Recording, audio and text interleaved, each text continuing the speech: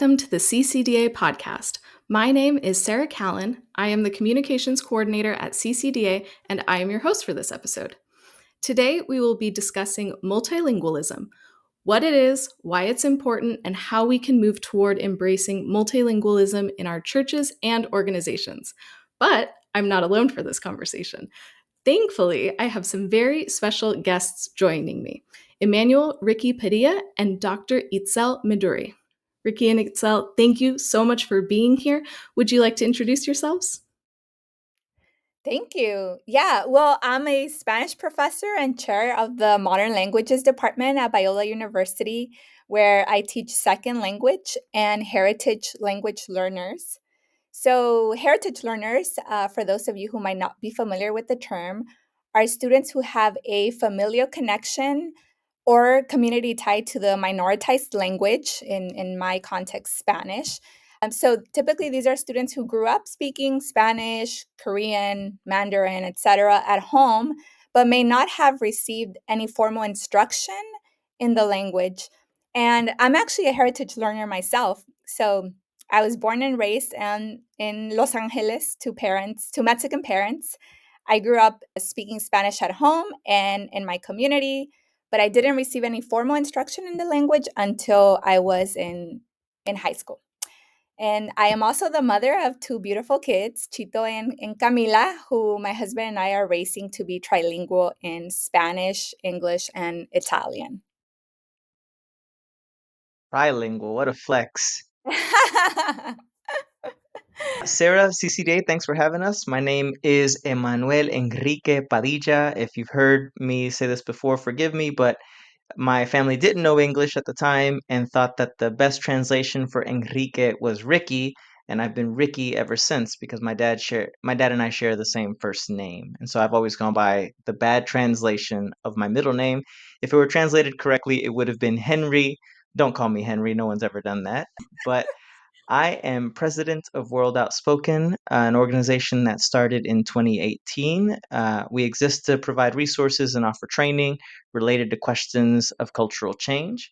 Our first organizations that we were serving were migrant churches, where the pastors were from their country of origin, primarily Spanish speaking, and they were retiring. And the pastors that were stepping into the roles of leadership in those congregations were pastors that were born in the US and had their sort of cultural influences, their theological influences, their orientations and concerns were oriented toward questions that emerged from this context rather than a country of origin.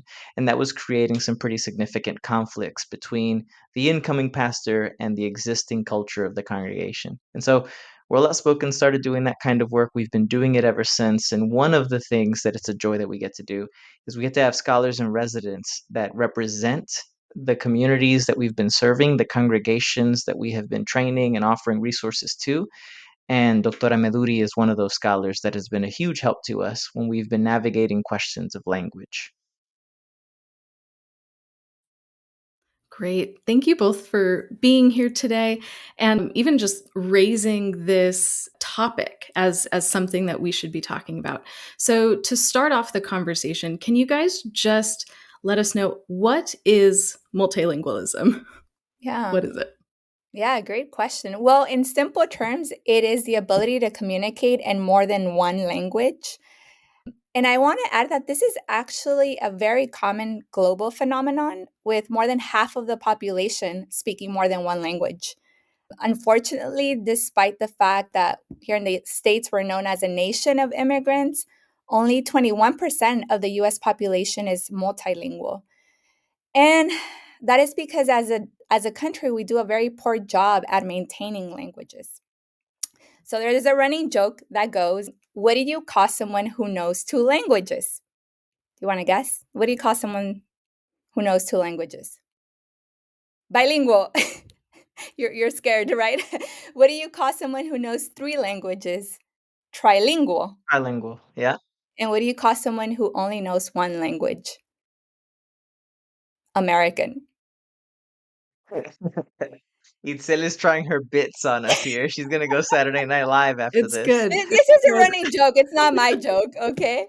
So, in fact, and this is sad, right? We are known as the graveyard of languages, so a place where languages come to die. wow, yeah, that is really helpful. And your joke was yep, that's a Not my good joke, point. not my Or joke, not but the the joke. joke that you shared that you take no ownership of is is really good. So, okay, so we here in America don't experience the multilingualism that is experienced in a lot of other countries. Mhm. So, can you share a little bit about maybe the history of language here in the US and how that informs where we find ourselves today? Yeah, totally. So, if we continue with the metaphor of the graveyard, I will say that in many instances, the death of these languages doesn't occur by natural causes. So, languages have been violently taken away from people in the name of mostly American nationalism. Throughout history, there have been many people in power that believe that to be a true American, one must look a certain way, behave in a particular manner, and speak only one language, English, right? In 1907, President Theodore Roosevelt said, "We only have room for one language in this country, and it is English." This was in reaction to the growing influx of European immigrants whose languages were viewed as a threat to the American identity. And we see this throughout history. The English only movement always emerges with anti immigrant rhetoric. And we know that this is not a coincidence, of course. To give another example, in 1980, Miami Dade County, Florida, enacted a county ordinance designating English as the official language of local government. This took place after 125,000 Cuban immigrants arrived in South Florida. There was nothing benign about this ordinance. It wasn't coincidental. It was enacted for one purpose, and that was to exclude Spanish speakers, right? To give another example, in 1998, California, and now we're talking about states that have a high population of bilingual speakers, right? So California in 1998 passed the infamous Proposition 227 that would eliminate bilingual education. Despite the fact that California has one of the most abundant populations of non native English speakers, it took almost 20 years for Proposition 227 to be repealed.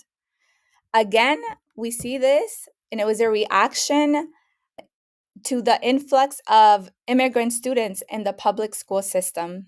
And instead of viewing their languages as an asset, they were perceived as a threat to the English language and to quote unquote Americanness. In fact, when I was in elementary school in the 90s, my mother was told by one of my teachers that she shouldn't speak to me in Spanish. Now, this advice was completely absurd, right? My mom's native tongue is Spanish. And at the time, she knew very little English. So if she would have heeded that advice, she would basically not be able to talk to me. Our relationship would have suffered a great deal, right? Second, my mom was a teacher in Mexico. So she had tons of Spanish workbooks and books that she had me read and writing activities. And we know that these are all transferable skills. So, in fact, my mom's help with Spanish and helping me read and write was going to and it did eventually reinforce my English. So, imagine if I didn't speak Spanish now, right?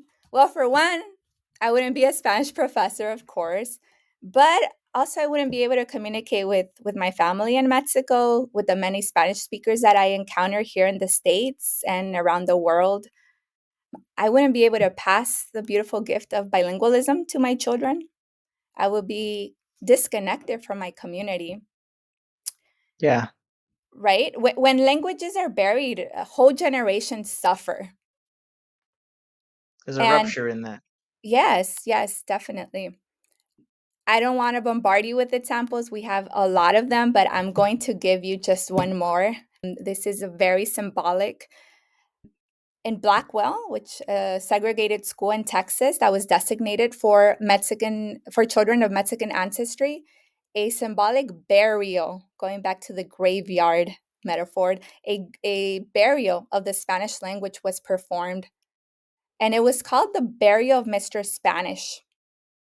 And students were asked to write notes of their favorite Spanish words that were, I'm sorry, I'm getting emotional, that were then inserted in cigar boxes and buried at the base of the American flag. It was as if to achieve true Americanness, students had to literally bury parts of their identity. And of course, there's hundreds of accounts of how students were physically punished at school all over the country for speaking Spanish. Unfortunately, the English-only ideology tends to be very attractive to certain segments of the population, particularly those that are anti-immigrant. And we saw that just a few weeks ago, Trump designated English the official language of the United States. In its nearly 250-year history, the US had never had an official language at the federal level. And there's absolutely no benefit in designating English the official language of the US, right? It's meant to exclude people. However, for many of us, this wasn't surprising. Trump has often criticized politicians who use Spanish, stating that only English should be used in the US, and has gone so far as to say that there is a language invasion, as he calls it, happening. Here's the thing, though, that these are unfounded fears that are grounded in ideologies of racism. God gave us this amazing ability to learn multiple languages. We don't have to lose our home languages, those languages that connect us to our ancestors and to our communities, to learn English. Preach, sister.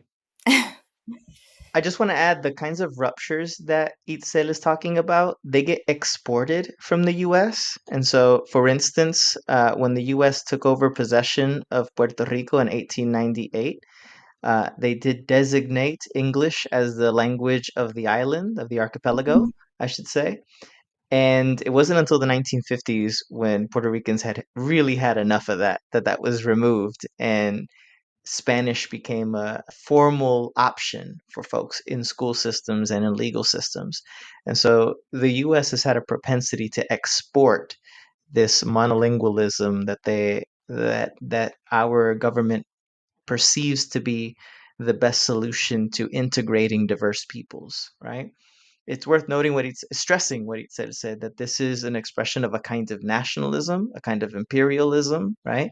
And that this is built from a belief that assumes some things that are quite false and actually quite unnatural. That there's a whole segment of the globe where this is not normal, right? And so I just think that that's worth stressing, especially for us that are in the CCDA community. We often are doing work around issues of race and racism in the CCDA community, but for for reasons of pragmatism, we've chosen a language, right? Or if some of us are church folks, if we're pastors in the CCDA community, right? Our CCD work, right? It often hinges on a specific language, often English, or some version of kind of pragmatic translation, right? So in-ear translation if you're doing a Sunday sermon or having services in two different languages.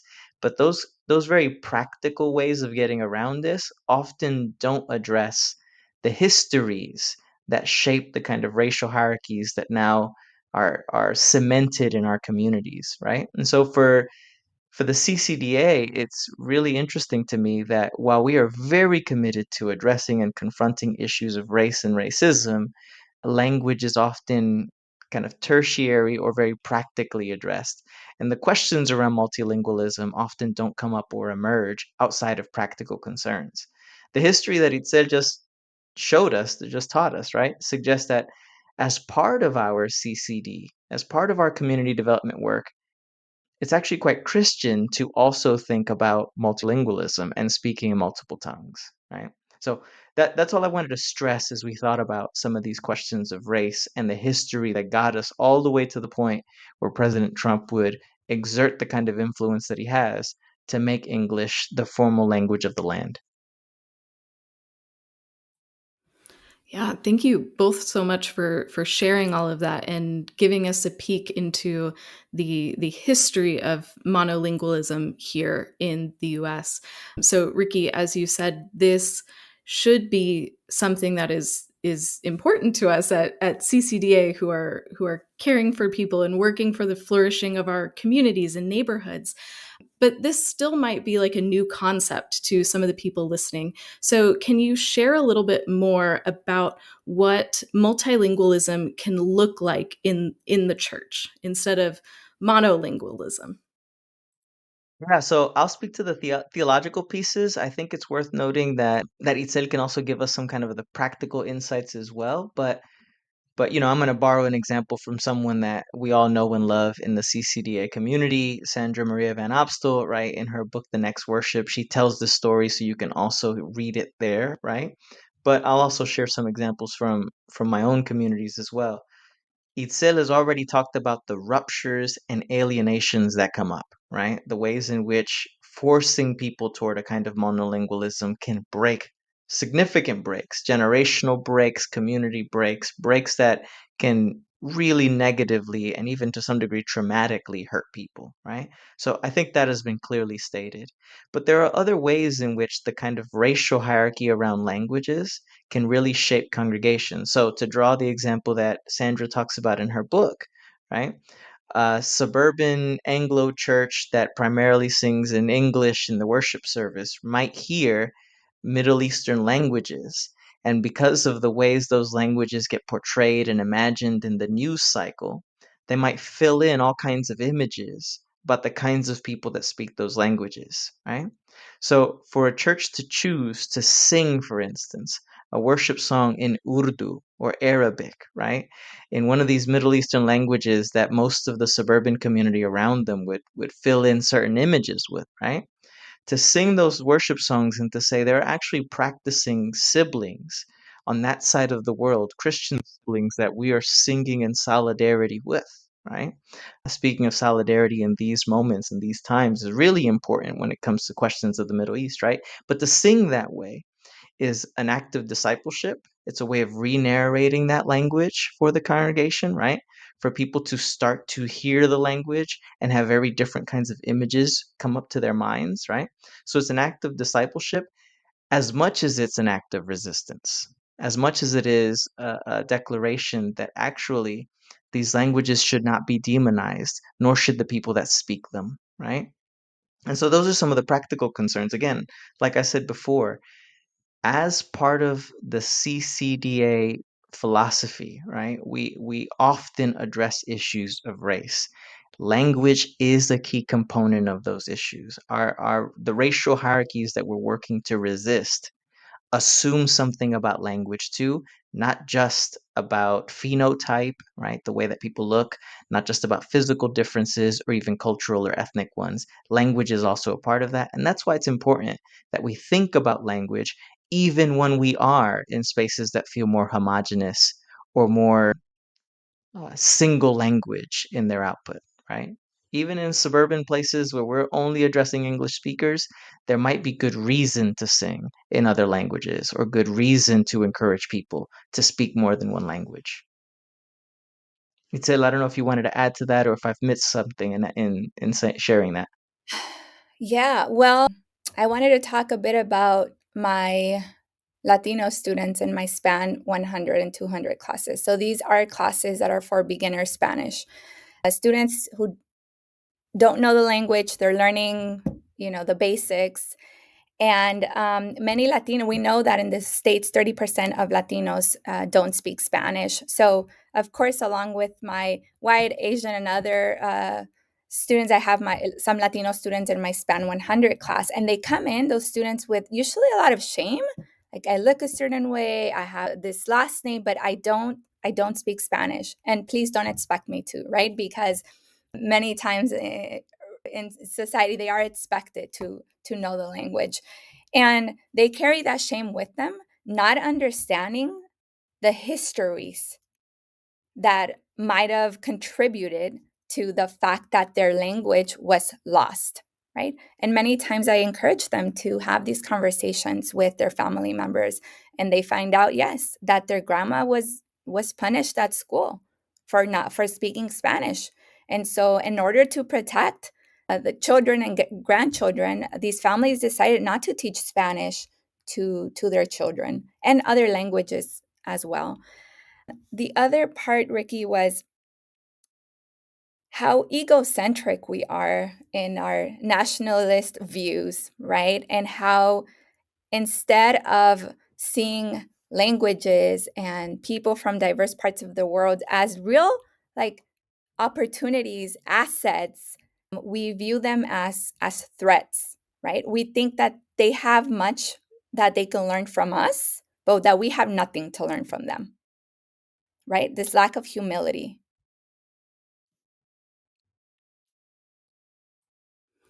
No, that's a really good point. And so this is very relevant for the church, as we are serving people, caring for people. Humility is such a central part of the Christian life. And so I'm curious though, because you mentioned that America is kind of unique in our monolingualism. So, what does this look like in other countries? Do you have examples of multilingualism practices in other countries that embrace these other languages and these other cultures in contrast to how we do it here in America? Yeah, that's a great question. And before answering that, I want to stress that first we have to start by addressing and combating these harmful linguistic ideologies, right? That we might hold subconsciously. We need to recognize that multilingualism is not a threat to unity, but a bridge that helps us achieve true unity as one Preach. beautiful, right? Diverse, multilingual body. Jesus himself was multilingual. We need to normalize multilingualism and understand that it is very common human experience. It's not exceptional, it's not different, it's not odd, and that it is not only a skill or a resume booster, but an integral part of our identities. And so once we've done that work of acknowledging those ideologies, of recognizing the history, I think that we can move forward in good faith. Well, what's happening in other countries, you've asked, right? Let's talk a bit about Papua New Guinea, which is the most linguistically diverse country in the world. So 840 languages are spoken there in a population of 11 million people. Right? So, for comparison, the US ranks fifth amongst most linguistically diverse countries with 340 languages and 340 million residents. So, in Papua New Guinea and other countries, multilingualism is widely embraced in churches as part of religious practices. It's just normal, it's normalized, right? Worship, community engagement. So, this looks like having multilingual worship music, preaching in multiple languages, code switching between different languages. So, if we for those unfamiliar with the term code switching, I'm talking about Spanglish, for example, right, in our context. They've just normalized the use of more than one language in all church affairs. And recently, I gave a presentation about this very subject to a group of colleagues and students. And one of the students present there was from Indonesia. And Indonesia actually happens to be the most linguistically diverse country, the second most linguistically diverse country in the world. And he seemed puzzled, like, why are you like, he seemed, it seems so obvious to him, right? And even the questions that were being asked, that the audience was asking, he was so confused. He's like, His life, he probably lived that joke, right? This right, monolingualism, these Americans. His right, life is an example of that joke. yeah, yes, indeed. He said, he perceived multilingualism in society and in churches as normal. Like, this is so normal. Yeah, you guys are way behind. What are you talking about? So, again, I want to stress, this is normal. This is not abnormal. This is how, these ideologies are important, and understanding that different languages are not disruptive to our unity. They actually help in achieving true biblical unity.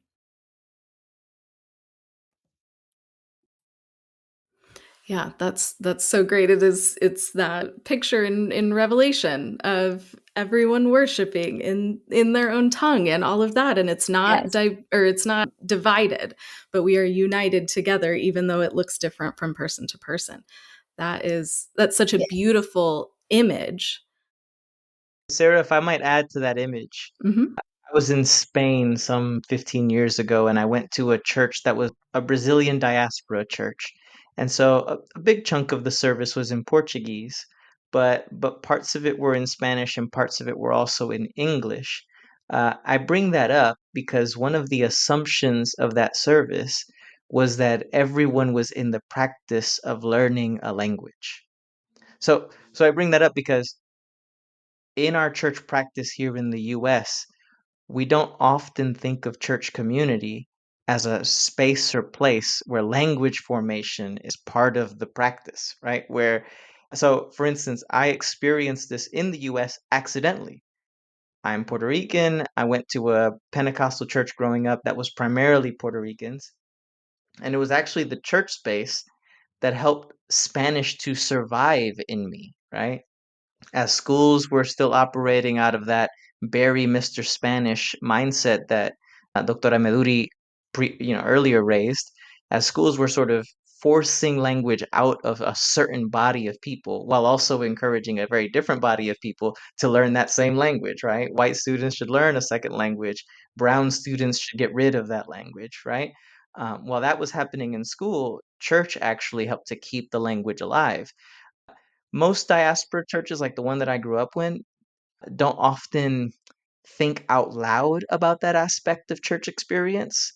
And yet it is an important aspect, right? The church community can, in fact, participate. Like that Brazilian church that I went to, the Brazilian diaspora church in Spain, the church community can actually be an implicit language teacher, right? So every time that service, when they brought up English, it was a way of teaching some English, right? Maybe teaching an English song or a phrase that would get repeated in the church. And so, one of the kind of practical things that happens beyond the regular experiences here in the US is that churches become language instruction spaces. And I just want to add a comment piggybacking on what you said, Ricky, that when Latinos speak Spanish, it's perceived as a threat to the country, right? But when white people speak Spanish, it's considered an asset, right? So when I share about these histories, often my white students are confused, like, what? Like, I was encouraged to learn Spanish, right? And then we hear from our Latino students, and their experience was completely different given these histories. Yeah, that's so helpful to have that history named so that we can acknowledge it and better understand where we find ourselves today and then inform how we can move forward. So there could be some people listening to this conversation that might be thinking, okay, that sounds great, multilingualism, that sounds great, but it also might feel a little overwhelming if we have just existed in this monolinguistic space. So, kind of, how do you combat that feeling of overwhelm or anxiety that might come when trying to create a more multilingual space? Yeah, so before Itzel, who's the language expert here between us, right? But before she lays some groundwork for how people might say those things, right? It's worth noting two things. Just want to say two brief things about that, right?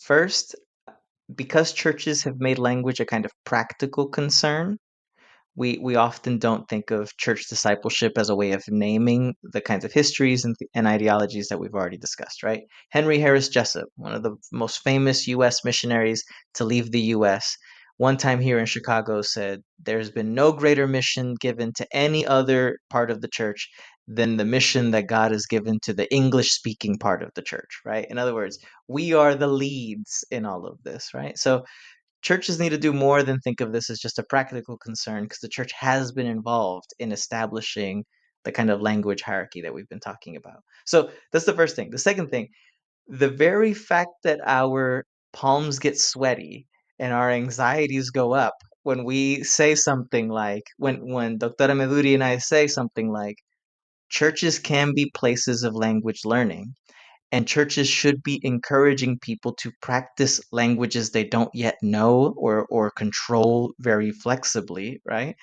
Whenever we say that and someone goes, "Oh my gosh, you're asking too much. That's too overwhelming. We don't have the structures. We are not ready. That would take too long." All those anxieties that come up, the very fact that those things come up it implicitly suggests something about the history that's been shaping that person, right? To say you've actually been shaped such that you actually think that it is more normal to struggle learning a language and that is an impossibility than the idea that you can actually speak more than one language and that you can spend, excuse me, that you can spend a life learning more than one language, gaining a few, useful phrases here and there, that you don't feel uncomfortable when you can only speak a handful of phrases in a language. That actually is kind of like, hey, I've got the gift to do that this far, right? That we don't enjoy or delight in language learning, but that our palms get sweaty, that we stutter, that we gain an anxiety, that we're too uncomfortable to biff it, right? To stutter or say something wrong, that there's something about the malformation of the US at play when that comes up for us as Christians trying to navigate this in church. And to speak from my area of expertise, the theology of all of this, right?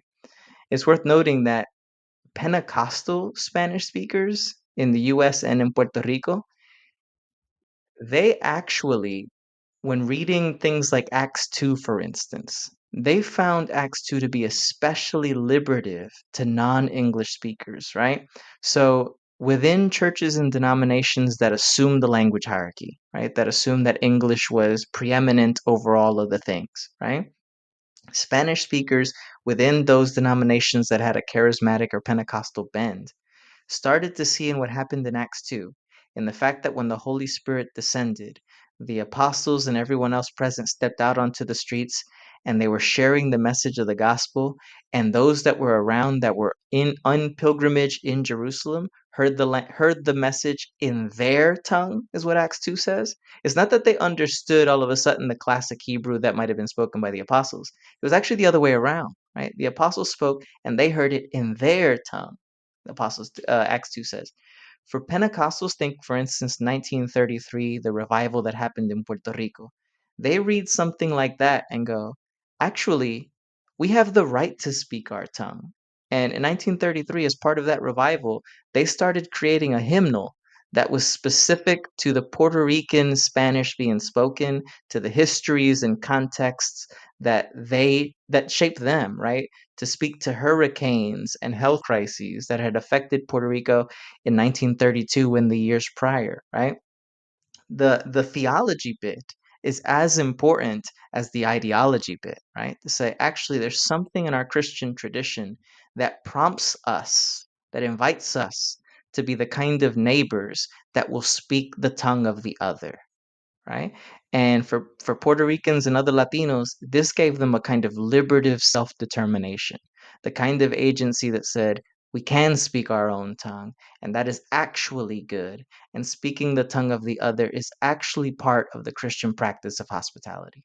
Okay, I'm done preaching. I'm Yeah. sure that there's some kind of practical groundwork that people are going to want to know. No, that's great. I don't want to dismiss the fact that learning a new language is an arduous task, right? I just want to acknowledge that it takes time, but it also helps us become flex our cognitive muscle for one, eh, be able to expand Avoid our aging, is that what you're saying? Avoid aging? Yes, yes. It also helps us practice humility, right? Compassion. We become more empathetic listeners.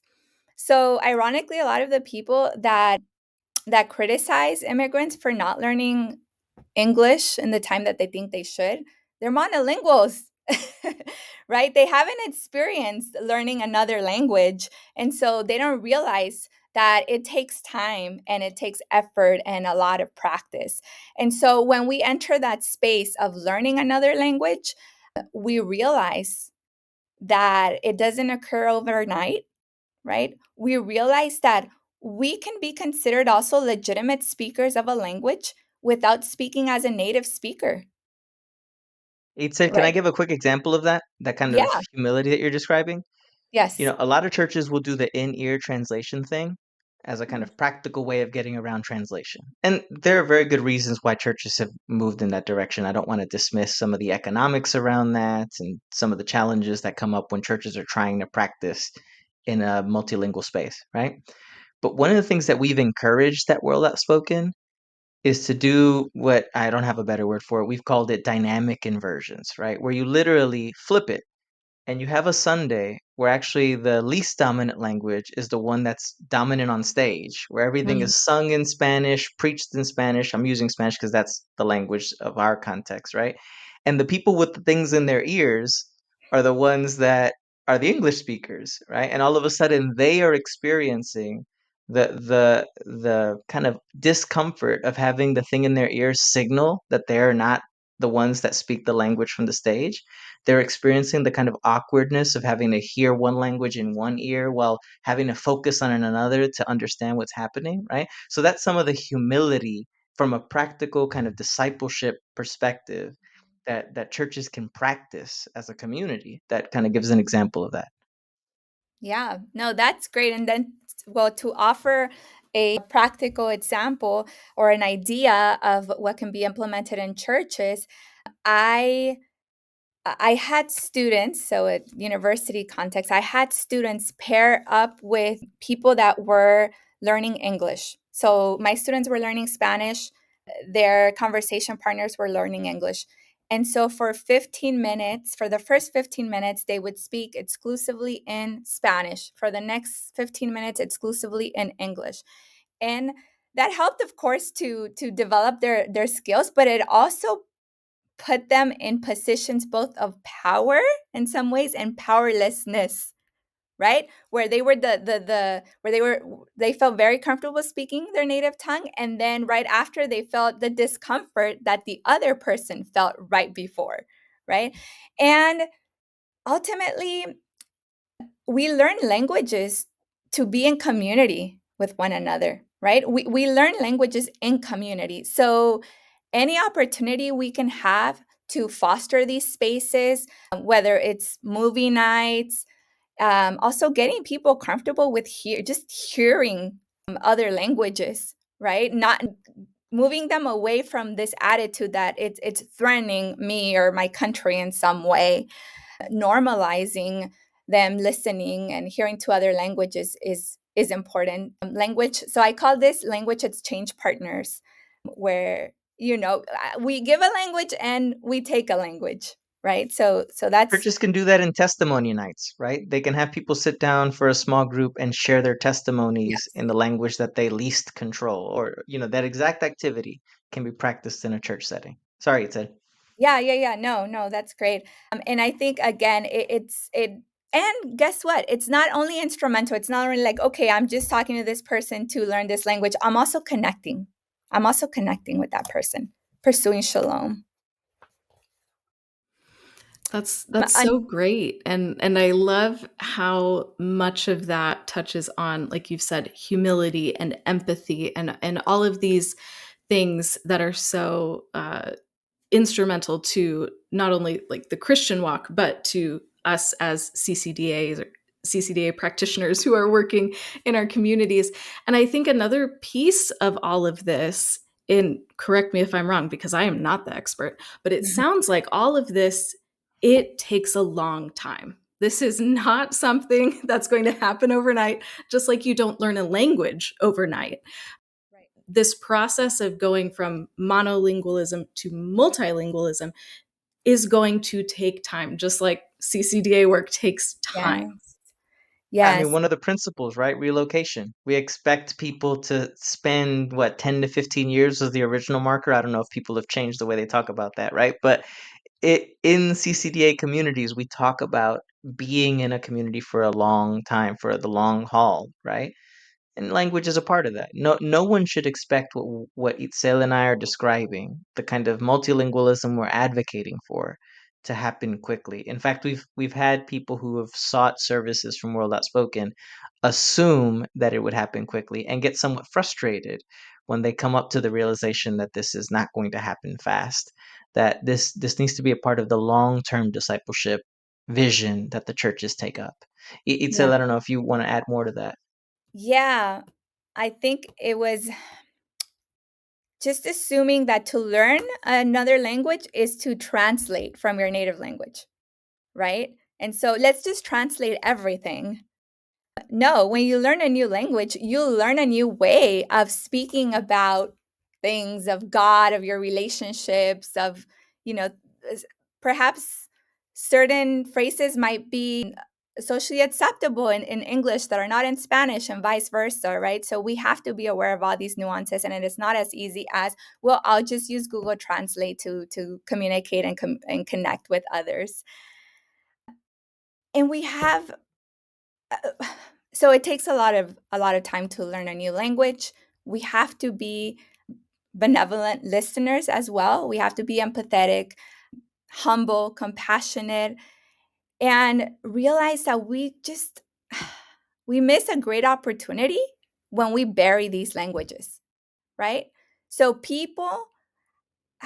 many immigrants have the great gift of being able to pass on the languages not only to their children and grandchildren, but with their to their neighbors as well.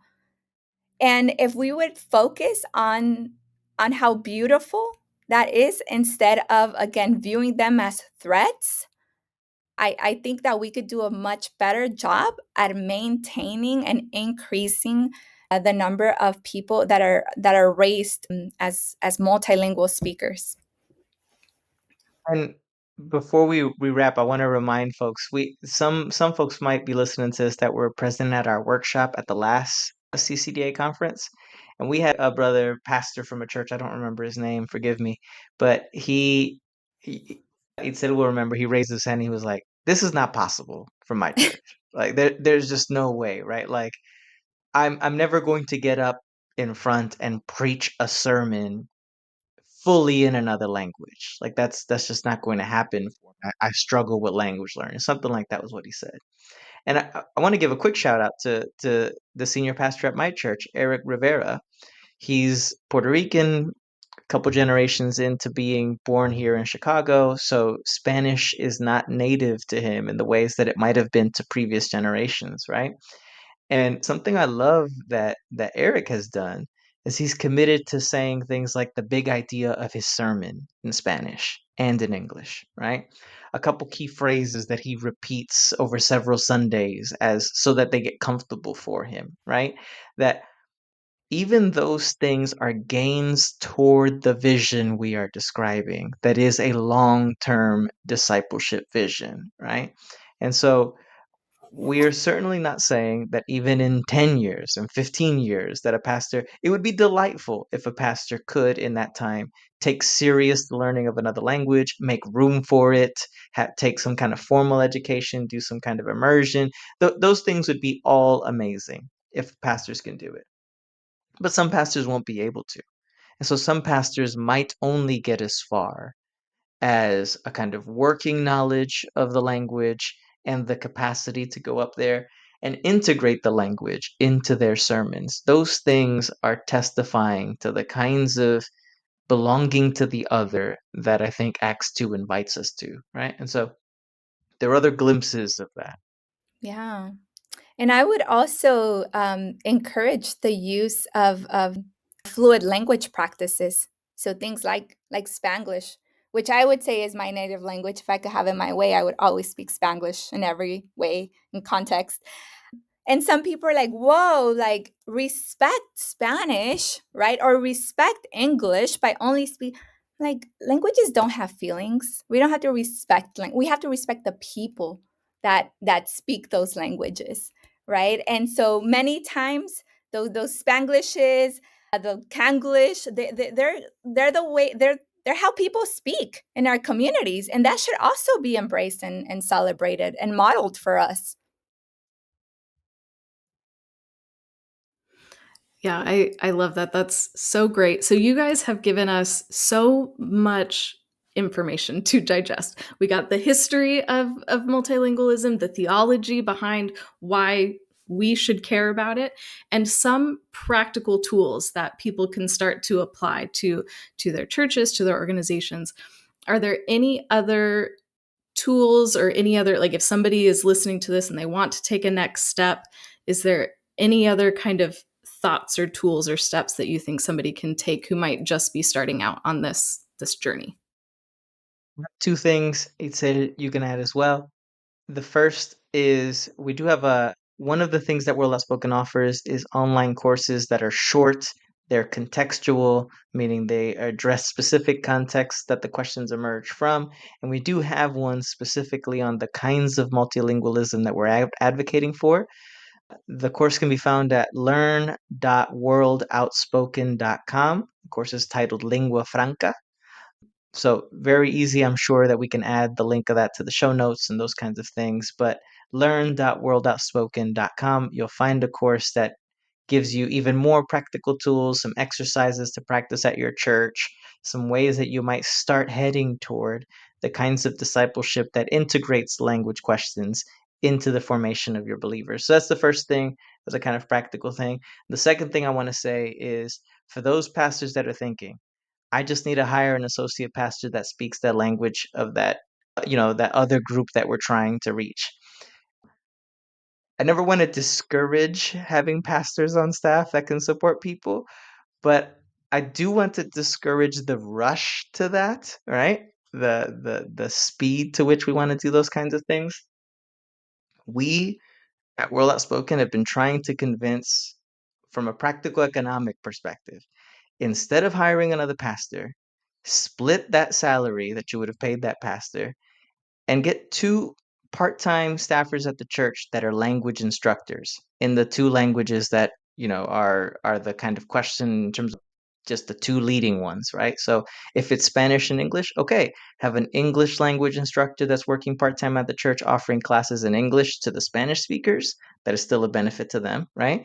And then have a Spanish language instructor at the church that is helping people think and practice Spanish, right? That's a very practical economic decision a church can take before they rush to, let's just get a pastor who speaks that language. Yeah. And I, I want to stress again the importance of uncovering those language ideologies, right, that have guided our thinking. So without those conversations, people might not be motivated. It takes a lot of work to learn a new language. People might not be motivated. People might not see the value of it. People might still view multilingualism as a threat, right? I To give you a personal example, my son was about 10 years old when he told me that he didn't want to learn Spanish because he was an American. Those are his exact words. I don't want to learn Spanish. I'm an American. I don't want to speak Spanish. I'm an American. And that was offensive to me initially. Like, what do you mean? I'm a Spanish professor. Like, I told him, like, el español te da de comer, like Spanish feeds you. What are you talking about, right? In quite literal ways. But I had to take a step back, right? Because where did this 10-year-old, where did he absorb, from where did he absorb these ideologies, right? So I made very intentional moves to help him see the value of knowing Spanish, to help him understand that to be considered a quote unquote American, it does not mean to be monolingual in the English language. And ultimately that would fragment him. Not speaking Spanish would fragment his relationships with family members and people abroad. So it's very important to do that work where we're uncovering and we're helping people uncover those ideologies, doing that work beforehand. That is so helpful. Those are practical steps that we can take now. That's incredible. So thank you so much for sharing all of that breadth of information with us. And before we go, I want to ask one more question for both of you. So how do you see the CCD philosophy at work in your community? And here's my curveball that I'm going to throw you guys. This is a podcast talking about multilingualism, and we've done most of it in English. So if you feel comfortable or would like, feel free to answer the question in English or Spanish or Spanglish. But how have you seen the CCD philosophy at work in your community? Pues she made it a little tricky for us by saying, okay, it needs to be en los dos lenguajes, Dios You mío. don't have to, but I'm just No, no, giving I you the think it's fair. opportunity. I think it's fair. I like it. I like the curveball. It's Yes, always good yes, to keep a yes. curveball in a podcast as the host, right? You hide that until you're ready, right? It's a clever move. It's a clever move. No, creo que ya lo dije. I think I've already said it on some level.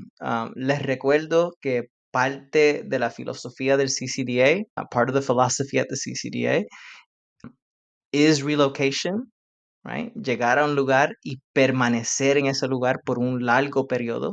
Come to a place and to be at that place for the long haul, right? And I think for CCD practitioners, it becomes immensely important to apply that long form vision to questions of race generally, but questions of language specifically, right? So that we don't think we're going to overcome those ideologies that Itzel has named and those histories we've been discussing overnight.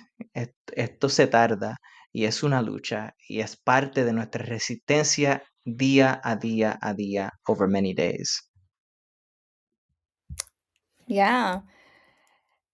Well, tener el entendimiento that people are not empty vessels, right?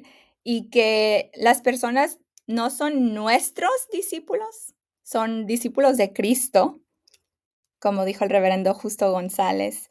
And so it's not only what we're bringing or offering, no, but it's truly about being in community with one another, right?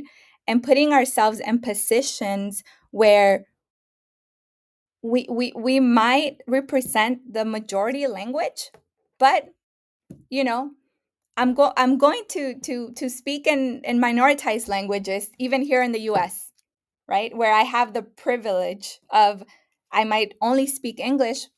Muy intencionalmente ahora, I'm going to take that step y adoptar el lenguaje de nuestro prójimo.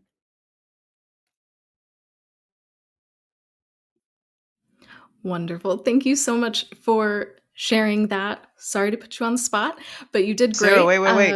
You don't get away with it by yourself. You got to say some things in Spanish too now. Lo siento. No habla español. I'm learning very slowly. It is actually one of my goals of 2025 to finally learn Spanish. That was not the language that I took in high school. And so There that we is go. one of my goals for 2025, even before we started talking about having this conversation on the podcast. So I love it. And we'll I talk love it. at the conference, and hopefully I will be able to actually speak some Spanish phrases. All right. I'll see you in Grand Rapids. Yes. And it takes a lot of courage. I want to say it takes a lot of courage to learn Spanish, to learn another language, especially as an adult, right? I started learning Italian as an adult, and I wanted to tell people I promise I'm smart. I just don't sound smart in this language. So that again, the humility, and just courage and just love to be able to speak to a community of speakers that doesn't represent your community or where you're not truly comfortable in. Wonderful. So if people are wanting to connect with you more on this topic or more of your work, is there anywhere that they can go to find more? We will include the link to that World Outspoken course in the show notes, but is there any other way that people can connect with you and your work?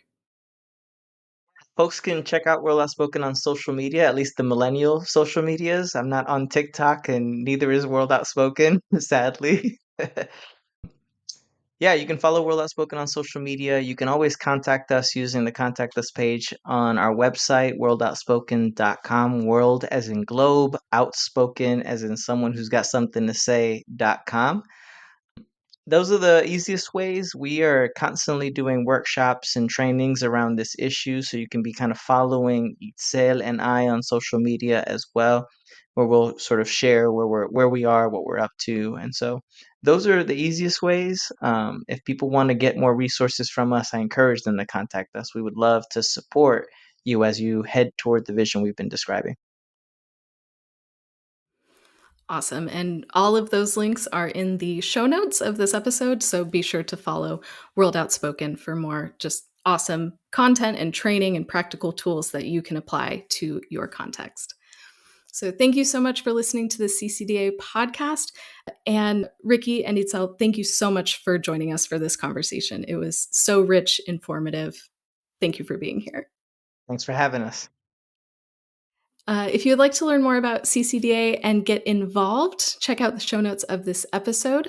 Don't forget to subscribe to this podcast on Apple Podcasts, Spotify, or wherever you get your podcast. This episode is produced by me, Sarah Callen, in association with Christina Four. We will be back soon with another episode featuring CCD practitioners who are committed to seeing people and communities experience God's shalom. We'll see you then.